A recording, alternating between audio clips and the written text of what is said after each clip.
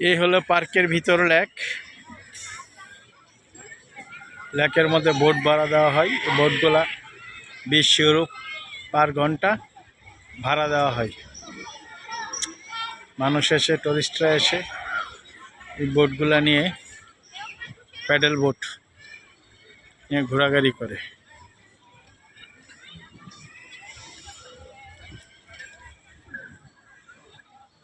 এই হলো লেকের পার রেস্টুরেন্ট। এখানে মানুষরা এসে, পর্যটকরা এসে খাওয়া দাওয়া করে।